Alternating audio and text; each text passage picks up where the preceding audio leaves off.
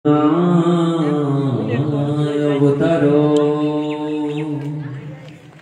आनंद लीलामय विग्रहाय हिमभो दिव्यस्वी सुंदराय तस्मै महाप्रेम रसपदाय चैतन्य चंद्राय नमो नमस्ते। दुर्गमे पथिमे अंधस्य स्खलदोपादगतिर्मोहो सकृपा जष्टिदानेन सन्तु सन्तु अवलम्बनम्। नमो वृन्दावै तुलसीदेव्यै प्रियायै केशवस्य च कृष्ण भक्ति प्रदे देवी सत्यवत्यै नमो नमः। जय श्री कृष्ण चैतन्य प्रभु नित्यानंद श्री अद्वैत गदाधर शिवासादि जय गौर भक्तवृंद। हरे कृष्ण कृष्ण कृष्ण हरे हरे हरे राम राम राम हरे हरे।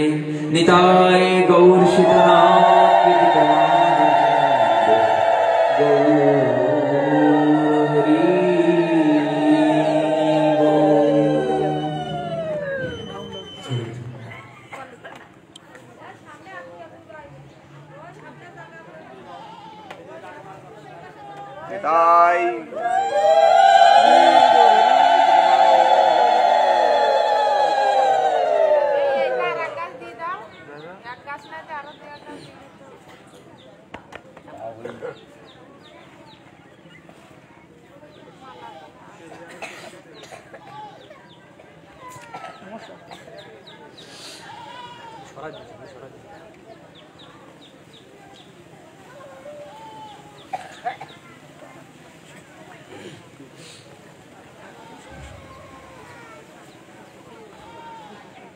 अंतपुरे ठाकुरानी प्रातः स्नान करी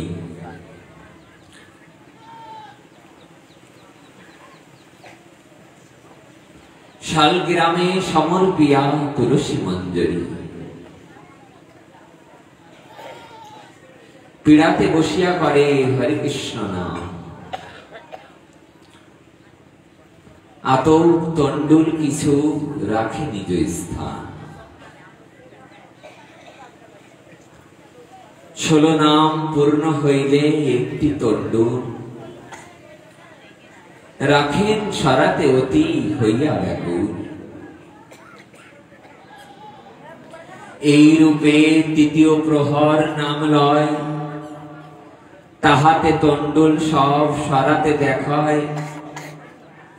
তাহা পাক করিয়া শালগ্রামে সমর্পিয়া ভোজন করেন কত নির্বেদ হইয়া। সবাই একটু ধ্বনি করি মা বাবা আসছে।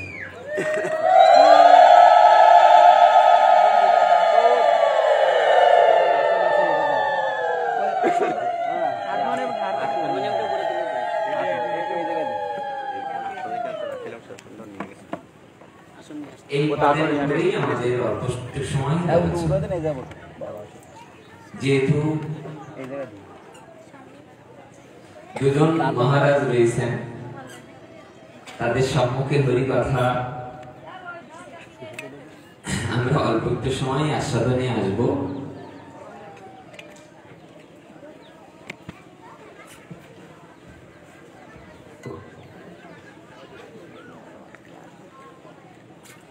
আমরা এই কথাটি আলোচনা করবার আগে কেন আমরা এই কথাটি শুনবো সেই প্রসঙ্গে আমাদের এক মিনিট শ্রবণ করে দিই।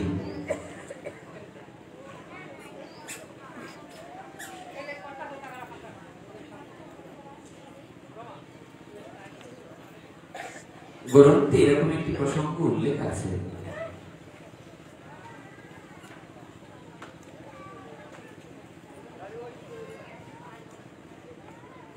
যে ভক্ত চরিত্র ভক্ত কথা শুনলে মানুষের যেমন মঙ্গল হয়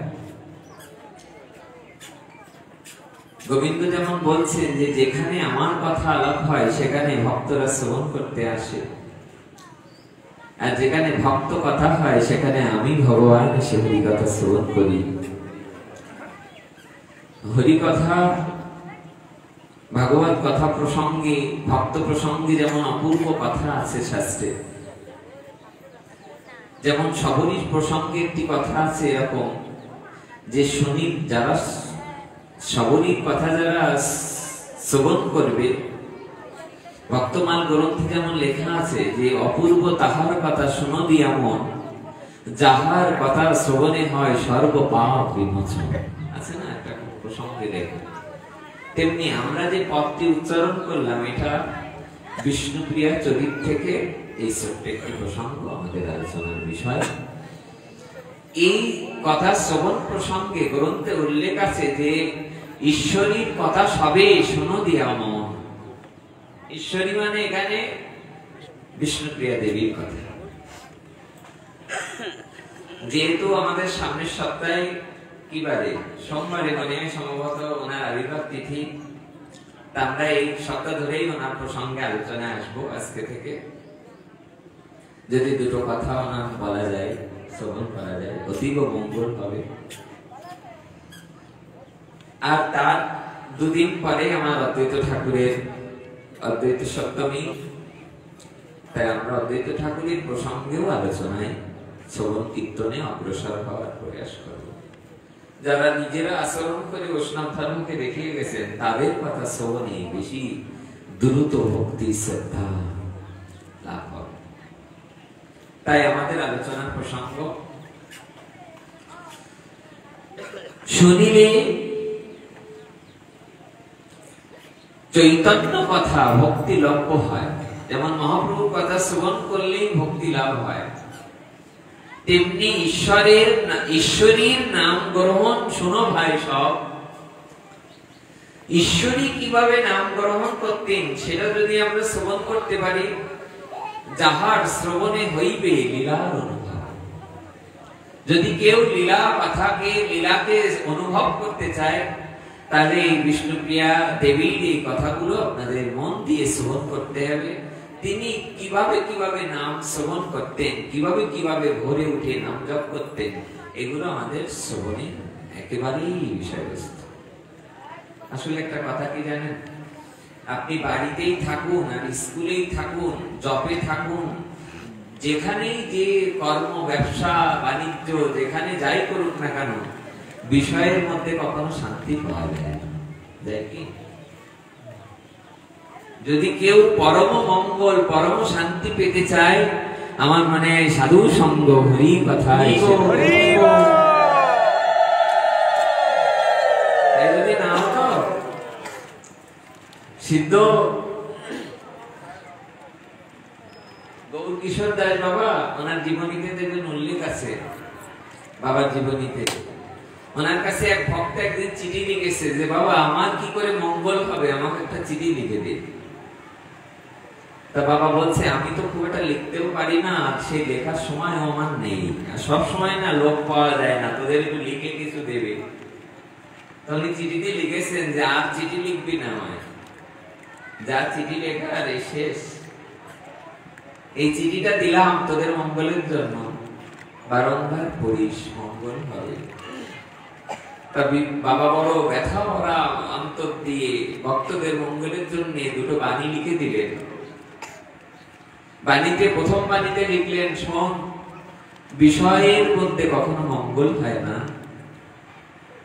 মঙ্গল যদি হইতো তাহলে কখনো সাক্ষাৎ শিব ঠাকুর, সাক্ষাৎ ভোলানাথ কখনো কৈলাস, সোনার কৈলাস ছেড়ে কখনো বিল্লপত্রে এসে বসতেন না, বিল্ল বৃক্ষে বসতেন না।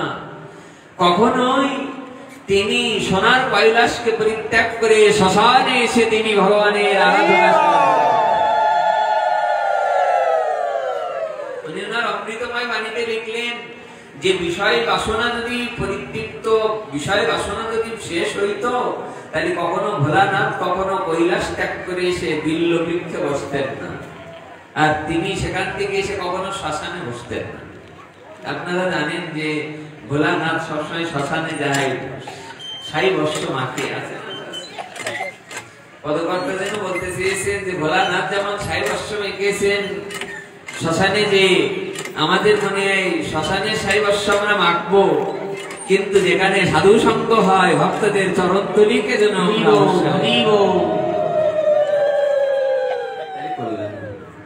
বাবা দ্বিতীয় কথাটি কি লিখলেন জানো?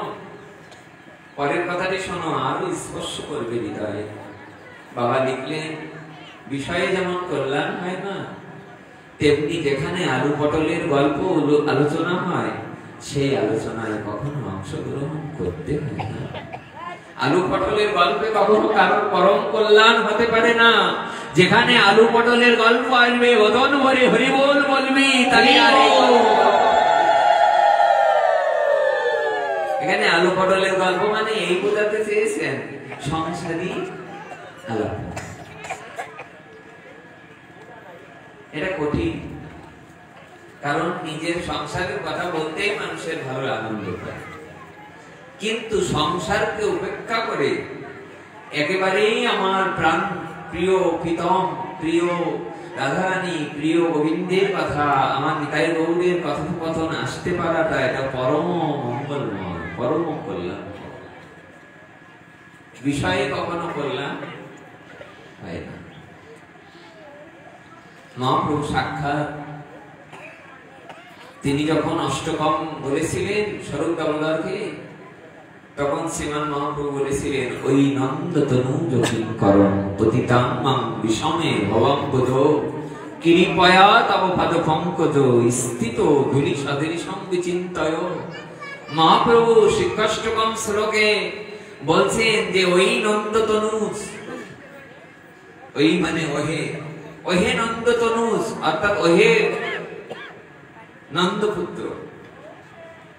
শ্রীমান মহাপ্রভু বলছে হে নন্দপুত্র, ওই নন্দতনুজ ও কিঙ্কর, কিঙ্কর মানে কিঙ্কর মানে দাস, বলে হে নন্দপুত্র তোমার দাস আমি। শ্রীমান মহাপ্রভু বলছে আমি তোমার দাস, অথচ আমি তোমার দাস হওয়া সত্ত্বেও আমি বিষয় সমুদ্রে পড়ে আছি, সংসার সমুদ্রে পড়ে আছি।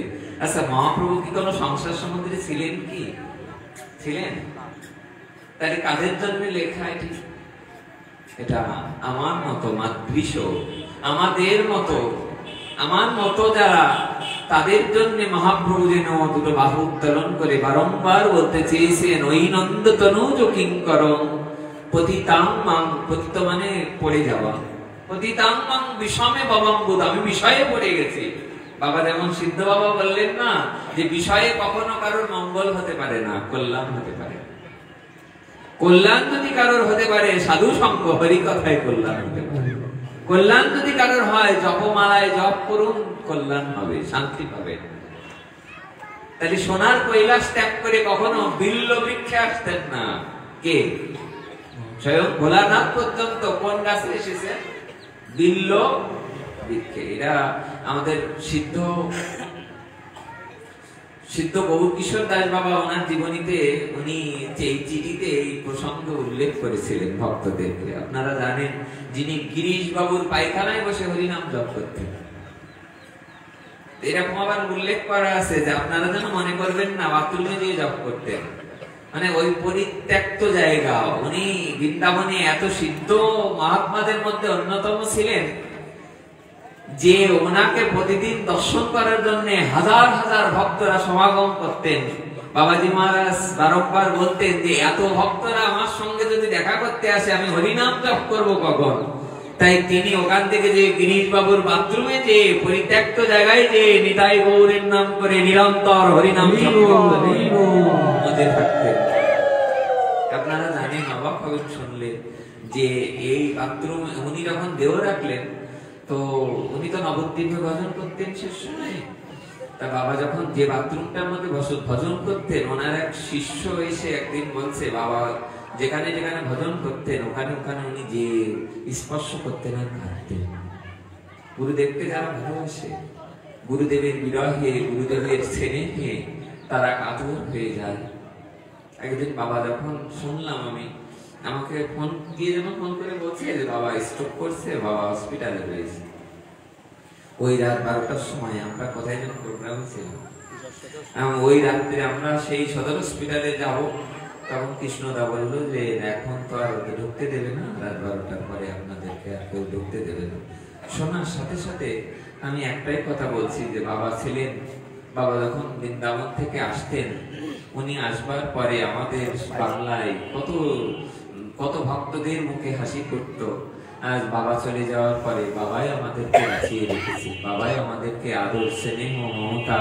কোনো একটা কিছু না জানলে না পারলে হঠাৎ করে বাবার কাছে ফোন, বাবা এটা কি হবে, সঙ্গে সঙ্গে উত্তর দিয়ে দিচ্ছেন যে এটা এই হবে, প্রসঙ্গটা এই হবে। আচ্ছা, কোন ভক্তরা যখন চিরদিনের জন্য বিদায় নেবে, এই ভালোবাসাটুকু, এই আদর্শটুকু, এই ভক্তিটুকু আর পাওয়া এটা বড় বিরল হয়ে যাবে, কঠিন হয়ে যাবে। এক ভক্ত ওনার কাছে গিয়েছেন, গিয়ে বলছেন বাবাকে যে হ্যাঁ বাবার ওখানে যে ভক্তদের বলাবলি করছে, আচ্ছা বাবা কোন বাথরুমে বসে জপ করতেন? গিরিশ বাবুর বাড়িতে নিয়ে গেছে, পরিত্যক্ত একটা বাথরুম। ওই বাথরুমের মধ্যে দিয়ে ওই ভক্ত জপ করা আরম্ভ করেছে। যেই মাত্র ভিতরে যে হরে কৃষ্ণ কৃষ্ণ কৃষ্ণ হরে হরে, হরে রাম রাম রাম হরে হরে, যেই মাত্র জপ করা আরম্ভ করেছেন, সঙ্গে সঙ্গে সিদ্ধ বাবা যেখানে জপ করতেন, ওনার হরিনামের শক্তিতে ওই বাথরুমের যত ইট কাঠ পাথর, তার ভিতর থেকে হরে কৃষ্ণ নাম উচ্চারণ হতে থাকলো। সঙ্গে সঙ্গে উনি ভয় পেয়ে বের হয়ে এসেছেন যে বাথরুমের ইট কাঠ পাথর থেকে হরিনাম বের হয়, এটা সঙ্গে সঙ্গে উনি কাঁদতে কাঁদতে ভিতরে আসলেন, বাইরে আসলেন। ওখানকার যত শিষ্যরা ছিলেন দায়িত্বপ্রাপ্ত, তারা বলতে লাগলেন কি ব্যাপার, আপনি ভয় পেয়ে বেরিয়ে আসলেন? তাহলে ভিতরে ইট কাঠ পাথর থেকে হরিনাম বের হচ্ছে। ওনারা বলতে লাগলেন বাবা যে বাথরুমে বসে করতেন, ওই বাথরুমে ইট কাঠ পাথর গুলো পর্যন্ত দিব্য হয়ে গেছে। হরিদাস ঠাকুরের নাম মন্ত্রে যেমন বকুল গাছটা সিদ্ধ হয়ে গিয়েছেন, বলো মাঝে মাঝে একটু রাধা রানীর নাম করবেন, তাহলে দেখবেন যে যদি কারোর ঘুম পায় ঘুমটা চলে যাবে। আর করুণাময়ীর নাম মাঝে মাঝে উচ্চারণ করবে না কেন? কেন রাধারানীর নাম উচ্চারণ করবে না? গোবিন্দ সাক্ষাৎ বলছেন যে এ জগতে যে আমার নাম একবার উচ্চারণ করে সে জগতে পূজিত হয়। নম রাধিকা ওই তদীয় প্রিয়া ওই। সনাতন গোস্বামী ব্যাখ্যাতে লিখেছেন যে গোবিন্দ বলছেন আমার নাম যে একবার করে এ জগতে সে বিখ্যাত হয়, পূজিত হয়। আর আমার রাধারানীর নাম যে করে আমি তাকে পূজা করি, সেই ভক্তে আমি তাকে প্রণাম করি। ভগবান এত বড় অভয়বাণী দিয়েছেন আমাদের জন্য। বলো তা আসুন আমরা ছোট্ট একটি পদ উচ্চারণ করেছি, পদটা বিশ্রাম দিয়ে আমরা বিশ্রাম রাখবো। কি বললাম আমরা পদটি? অন্তপুরে ঠাকুরানী প্রাত স্নান করি, শাল গ্রামে সমর্পিয়া তুলসী মঞ্জরি। যে কষ্ট সহেন মাতা কি কহিব আর, অলৌকিক শক্তি বিনা ওই সে সাধ্যকার। শ্রী গুরু মহারাজ যখন বাংলাদেশে আসতেন, প্রায় পাঠে দেখতাম উনি বিষ্ণুপ্রিয়া দেবীর কথা বলতেন, উনি রূপ সনাতনের কথা বলতেন। সেই রূপ গোস্বামী সে দুধ চিনি চাউল দিয়ে যাওয়া, রাধারানী দুধ চিনি চাউল দিয়ে যেতেন, এই কথাগুলো বলতেন। খুব খুব খুব হৃদয় স্পর্শ করত। আপনারা জানেন যে যখন শ্রীমান মহাপ্রভু সন্ন্যাস নিয়ে চলে গেলেন, চলে যাওয়ার পর সেদিন রাত্রে মাঘ মাস, এই মাসেই তো হরি কথা, এই এনার কথাই তো মাঘ মাসেই তো মহাপ্রভু চলে গেছিলেন। যেদিন পৌষ সংক্রান্তির দিনেই মহাপ্রভু বিদায় নিয়েছিলেন। মাঘ মাস ধরা হয় যে মাঘ মাস করিলেন সন্ন্যাস। 24 বছর মাঘ মাস মহাপ্রভু করিলেন সন্ন্যাস।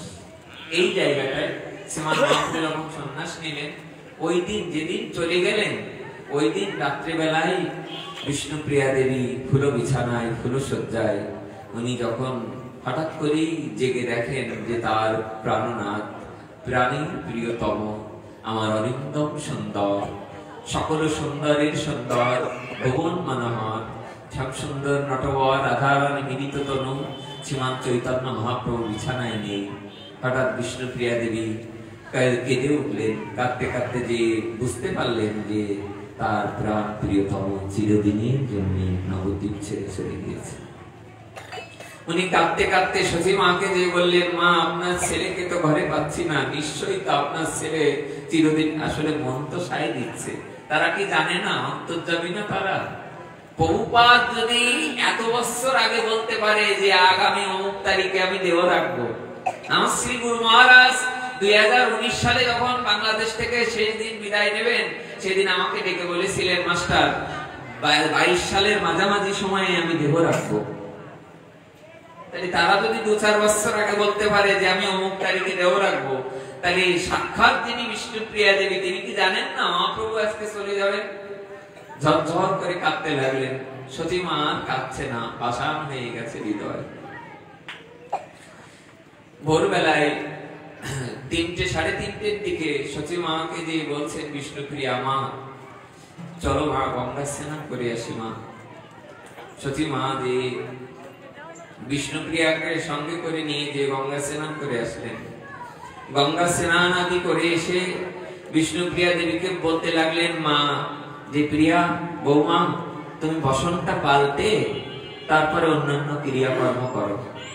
যেই মাত্র সচী মা নিজের বসন পাল্টে এসে হঠাৎ করে তাকিয়ে দেখে যে বিষ্ণুপ্রিয়া বিজে কাপড়টা অঙ্গি নিয়ে বদনে নাম উচ্চারণ করছে, হরে কৃষ্ণ কাঁদছে আর বারবার করে নাম করছে, হরে কৃষ্ণ কৃষ্ণ কৃষ্ণ হরে হরে, হরে রাম রাম রাম হরে হরে, নিত্য নিরন্তর নাম করে চলেছেন।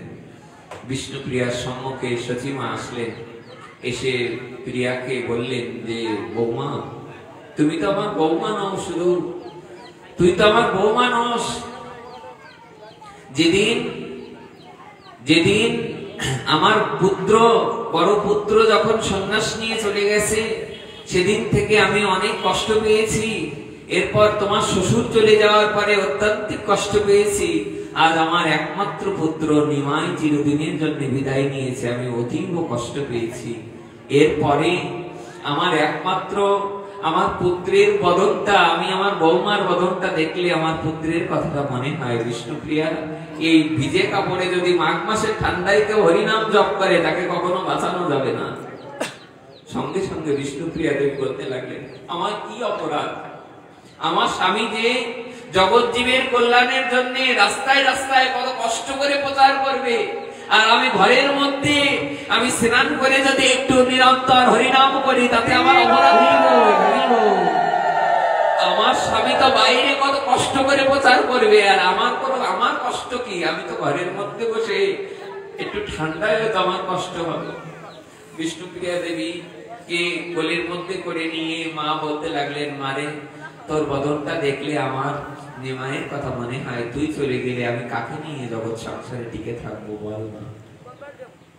এই জায়গায় পদপাঠটা আপনারা জানেন, ঈশান নাগরের লেখা অদ্বৈত প্রকাশ গ্রন্থে কয়েকটি পদ আছে। সেই পদ আমরা আলোচনা করছি, আপনারা বারবার করে আস্বাদন করুন। যে কষ্ট সহেন মাতা কি কহিম আর, অলৌকিক শক্তি বিনা হইছে সাধ্যকার।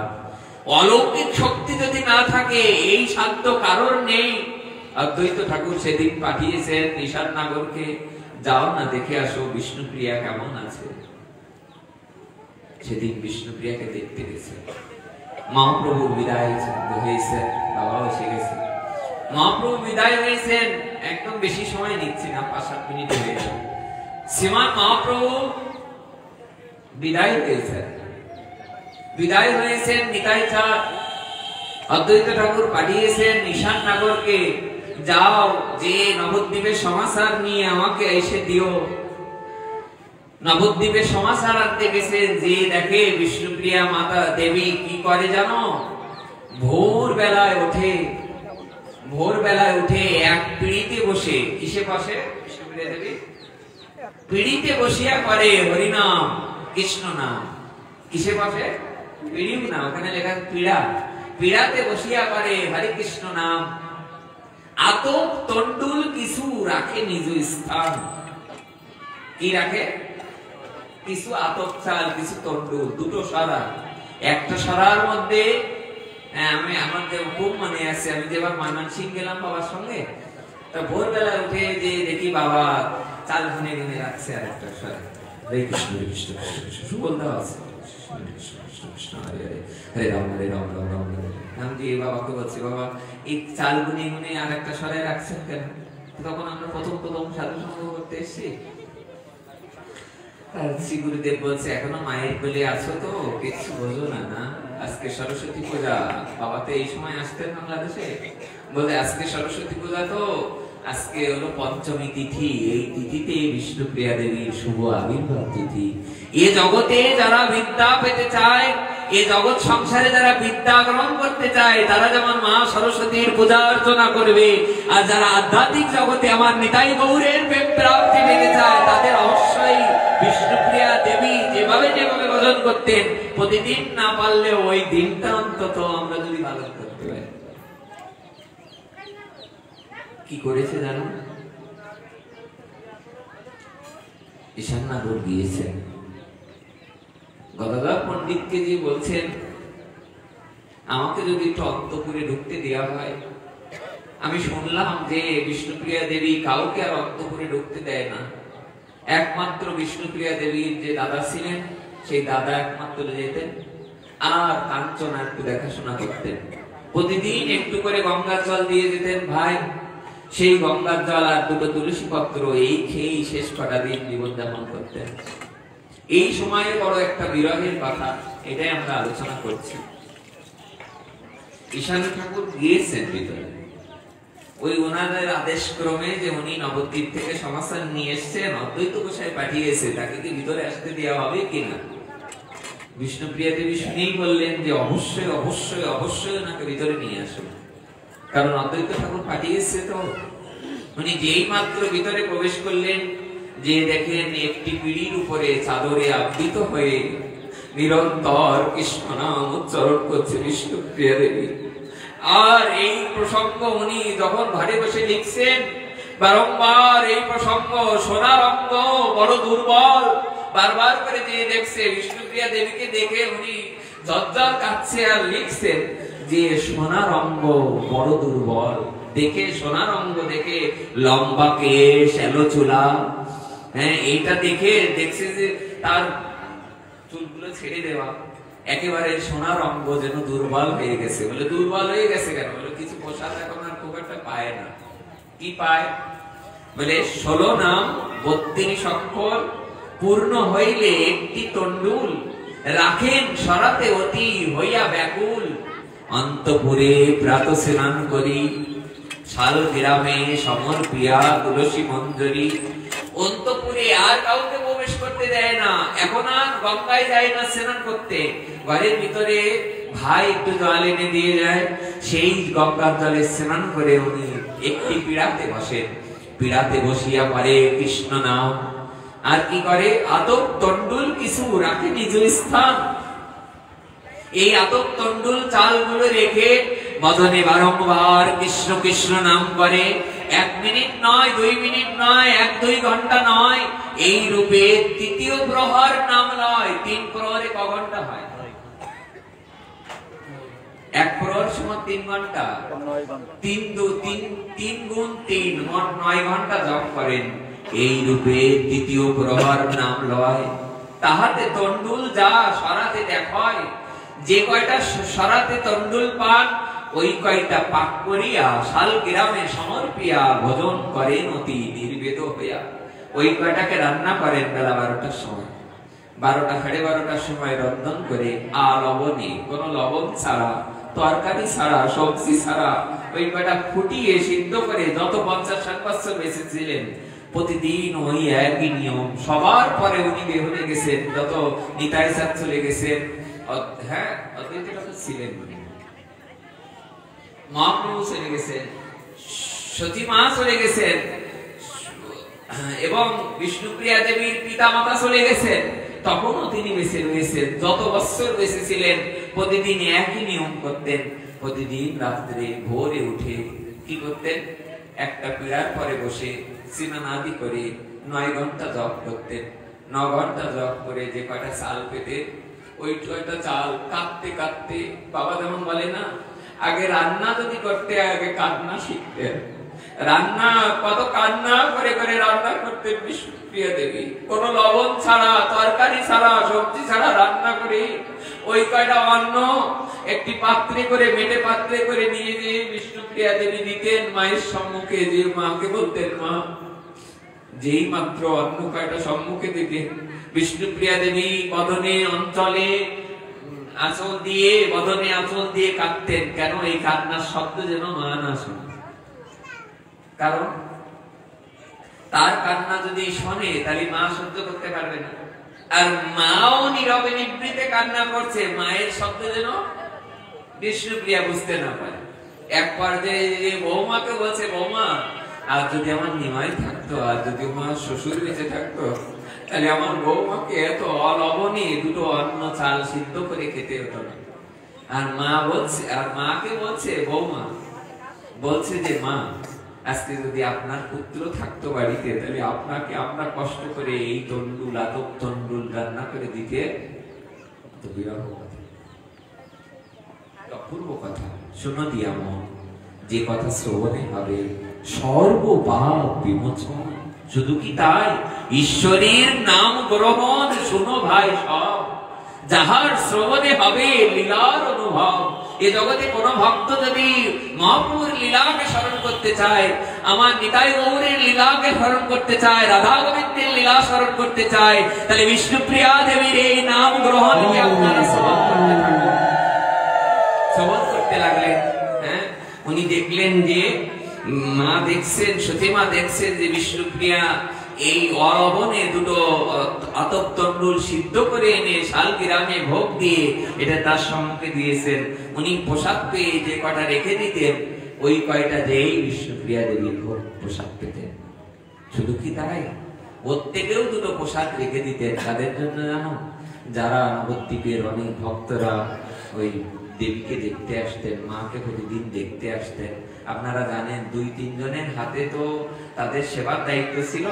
তার মধ্যে একজন ছিলেন বংশীবদন, যিনি বিষ্ণুপ্রিয়া দেবীর মধ্য শিষ্য শোনা যায়। এমন এই বংশীবদন, যিনি আপদে বিপদে, আপনারা জানেন যে মহাপ্রভু যেদিন বিদায় নিলেন, ওই দিন রাত্রে বংশীবদনকে স্বপ্নে দেখেছিলেন মহাপ্রভু।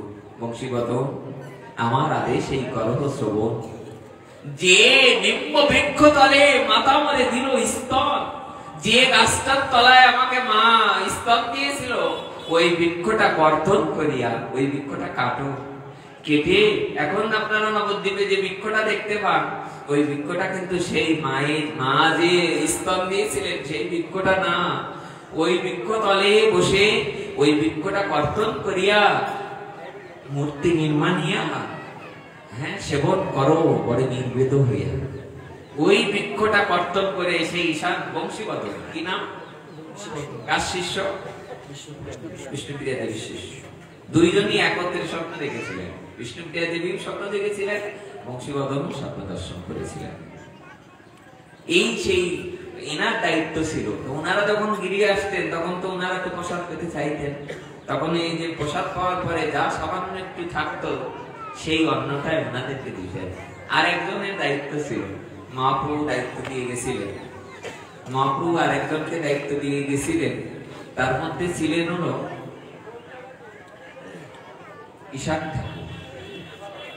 ঈশান ঠাকুরকে দায়িত্ব দিয়েছিলেন যখন মহাপ্রভু চলে গেছিলেন। আমরা পদটা আরেকবার উচ্চারণ করি, করে বিশ্রামটা কি প্রসঙ্গ। এটা হলো তার নাম গ্রহণ কথা। কি করে উনি নাম গ্রহণ করতেন? আরে ঈশ্বরের নাম গ্রহণ শোনো ভাই সব, যে কথা শ্রবণে হবে লীলার অনুভব। ঈশান নাগর যে অদ্বৈত ঠাকুরকে বলতে লাগলেন, এই কথা কি কখন যায়? এই কথা কি বলা যায়? কি বড় কষ্ট করে তিনি হরিনাম জপ করেন। ভোর বেলায় অন্তপুরে প্রাতঃ স্নান করি, শালগ্রামে সমর্পিয়া তুলসী মঞ্জরি, পীড়াতে বসিয়া করে হরে কৃষ্ণ নাম। আতপ তন্ডুল কিছু রাখে নিজ স্থান, 16 নাম পূর্ণ হইলে একটি তন্ডুল, রাখেন সরাতে অতি হইয়া ব্যাকুল, অত্যন্ত কান্নার স্বরে এই রূপে তৃতীয় প্রহর নাম লয়, তাহাতে তন্ডুল যা সরাতে দেখায়, এই ইহা পাক করিয়া শাল গ্রামে সমর্পিয়া ভোজন করেন কত নির্বেদ হইয়া। কাঁদতে কাঁদতে যে ভোগ লাগান, এই ভোগ লাগানো প্রসাদ মাকে দেন, সেই প্রসাদের সামান্য অংশটুকু বিষ্ণুপ্রিয়া দেবী ভোজন করেন। পদকর্তা উল্লেখ করেছেন যে বিষ্ণুপ্রিয়া দেবীর কথা বলছেন, লম্বা কেশ এলো চোলা, বিষ্ণুপ্রিয়া নববালা, নতুন বউ তো। কত বছর বয়স? 14 বছর। আপনারা বলতে পারবেন 14 বছর বয়সে কোনো মেয়ে ছেলে ভোরবেলায় 3টে-4টের সময় মাঘ মাসের ঠান্ডায় নিজের বস্ত্রকে ধৌত করে, মা বাবা দেহ রাখলে যেমন এক পাশ শুকায় আর এক পাশ দিয়ে রোদে দিয়ে শুকিয়ে এক বস্ত্রে থেকে যেমন খেয়ে যেমন 11 দিন বা যে কটা দিন পালন করে, আর বিষ্ণুপ্রিয়া দেবীর 14 বছর বয়স, তিনি ওই ভোরবেলায় উঠে মাকে বলছে, মা চলো স্নান করে আসি। মা নিজে ওই এক বস্ত্রে এক কাপড়ে ঠান্ডায় মাটিতে শয়ন করে এইভাবে তিনি নাম জপ করেছিলেন। এই নাম জপের এই জায়গাটায় পদকর্তা লিখছেন, বিষ্ণুপ্রিয়া নববালা হাতে লইয়ে জপমালা, রুই রুই জপে গৌর নাম, আর কিছু করে না, প্রতিদিন গৌরের নাম জপ করে, আর প্রতিদিন ওই ঘরের ভিতরে একটা জিনিস দর্শন করে। কি দর্শন করে জানো?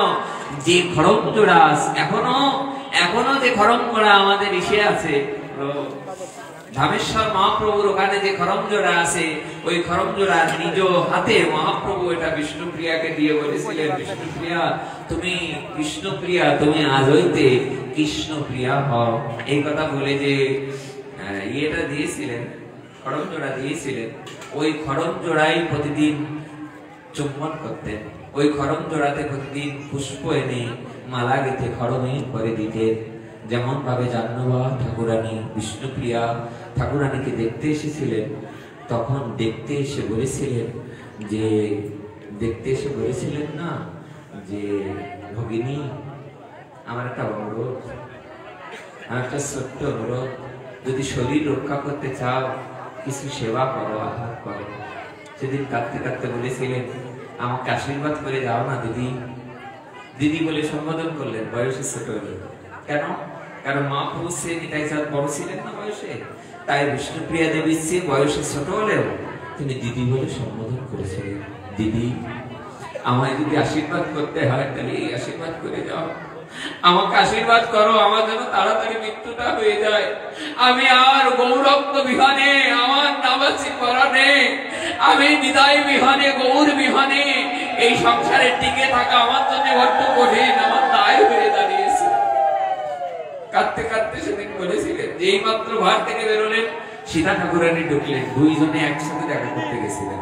আপনারা চরিত্র পড়বেন, অপূর্ব কথা।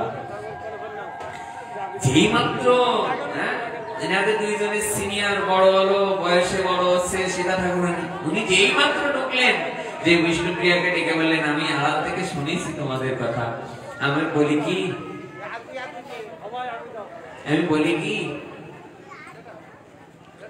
তুমি যেভাবে ভজন করছো এইভাবেই ভজন করো, আমার একটা আশীর্বাদ রইল তোমার জন্য।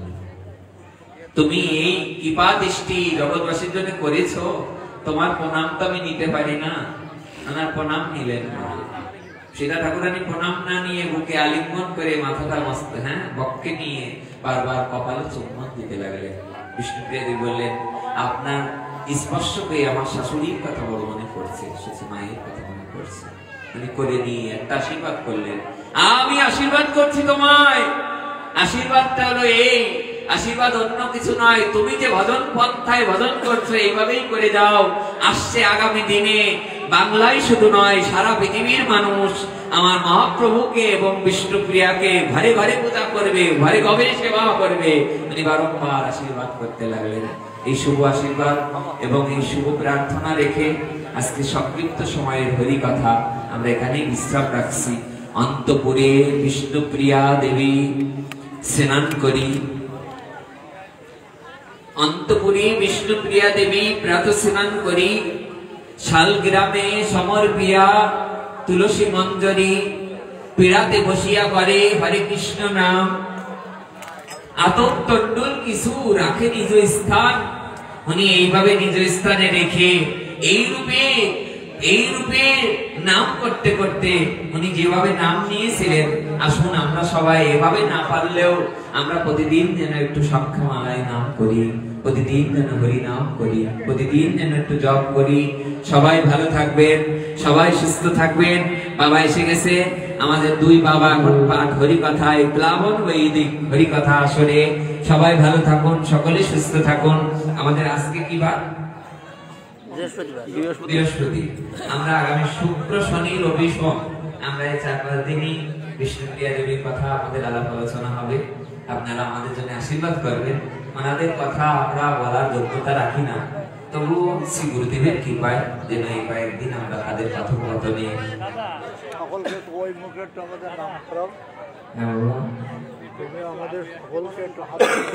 নাম করাতে। সকলে আপনারা একটু এগিয়ে এগিয়ে বসুন। বাবা বলতে চাচ্ছে যে উনি যেভাবে নাম করতেন, কিন্তু আমরা সবাই মিলে যেন হাত তুলি, আমরা সকলে মিলে একটু নাম উচ্চারণ করি। হরে কৃষ্ণ কৃষ্ণ কৃষ্ণ হরে হরে, হরে রাম রাম রাম হরে হরে। ঈশ্বরীর নাম গ্রহণ শুনো ভাই সব, যাহার শ্রবণে হবে লীলার অনুভব। যে কষ্ট রাধে রাধে ভক্তরা, আমি আবার লাইভে ফিরে আসবো, আমার সঙ্গে থাকবেন। অলৌকিক শক্তি বিনা ওইসে সাধ্যকার, এ জগতে কার সাধ্য আছে এমন অলৌকিক শক্তি যে 9 ঘন্টা জপ করার পরে যে কয়টা চাল হতো ওই কয়টাই রান্না করে উনি সবাইকে প্রসাদ দিয়েও ওই প্রসাদটুকু পেয়ে 50-60 বছর প্রচার করেছেন। সেই কৃপা শক্তি যেন আমাদের আশীষ হোক, আমাদের শুভ হলো।